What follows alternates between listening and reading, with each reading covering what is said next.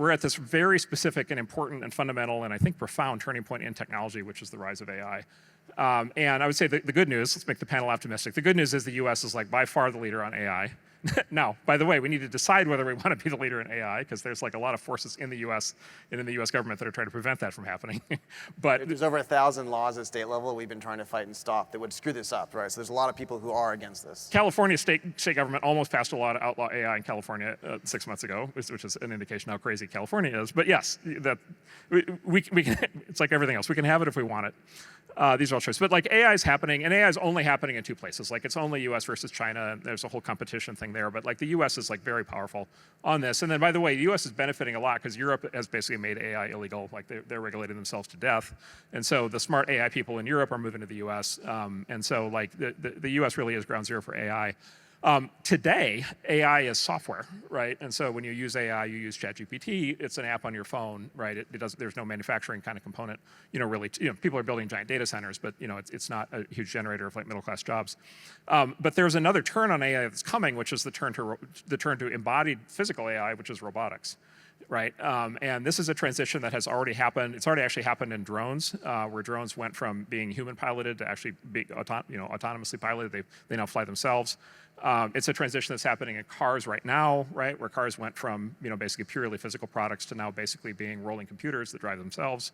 And if you haven't tried this yet, if you ever have the misfortune of finding yourself in San Francisco, take a Waymo. It's amazing to live in a cyberpunk future reality where you're in literally a state-of-the-art self-driving car that's literally out of the Jetsons driving past people who are dying of fentanyl overdoses on the sidewalk. I recommend having the experience at least once. But the self-driving car really does work, like it's really happening. And then what's going to happen, you've all probably seen, Elon has this Optimus robot that he's building, these humanoid robots. Like the general purpose robotics thing is going to happen, and it's going to happen in the next decade, and it's going to happen at giant scale. And I think there's a plausible argument, which Elon also believes, that robotics is going to be the biggest industry in the history of the planet. It's going to be gigantic. There's going to be billions, tens of billions, hundreds of billions of robots of all shapes, sizes, descriptions running around doing all kinds of things. Those robots need to get designed and built, right? And so my view is, we don't try to get the old manufacturing jobs back. What we should do is lean hard into the manufacturing jobs of the future, which is designing and building all of these new things, right? By the way, which includes drones and cars, right, and robots. And we shouldn't be building manufacturing lines that have people sitting on a rubber mat for 10 hours screwing screws in by hand, but we should be building, what Elon calls them alien dreadnought factories, right? Which is like these super sophisticated factories with like tons of robotics.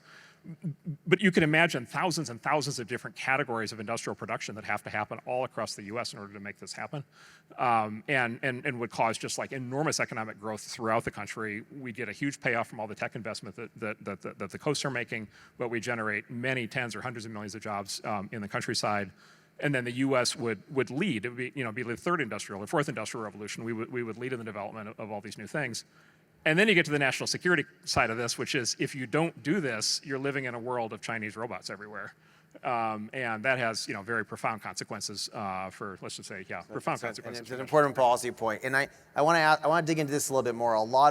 I was just in an interview up there, like, aren't we going to destroy tens of millions of jobs? Isn't AI scary? A lot of people are very scared right now with the disruption. I'm very excited about the higher productivity because I see it being disinflationary. I see it creating more jobs.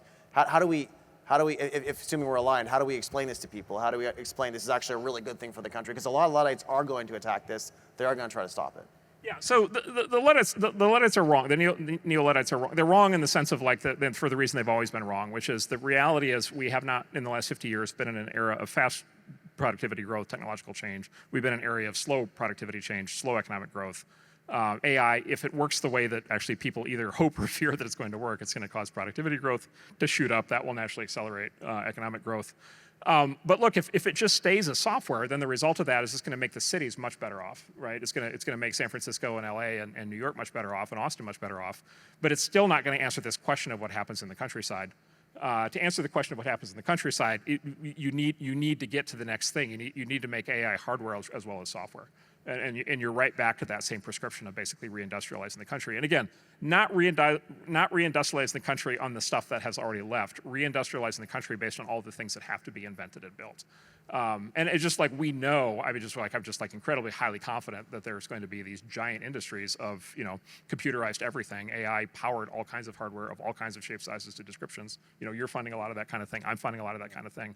I mean, look, the entire defense base has to get rebuilt around this. We're gonna redo the manufacturing. We're gonna build roads and tunnels and everything cheaper. It's gonna be exciting. Yeah, and so this is the thing. This is the thing to do. Like to me, the path like on this is very clear because we have to do this because it's necessary from a national security standpoint. We have to do it because we need it. We need the economic growth. We have to do it because we need an answer for the entire population of the country, not just the cities. And we have to do it because if we don't do it, China's going to do it, and we don't want to live in that world.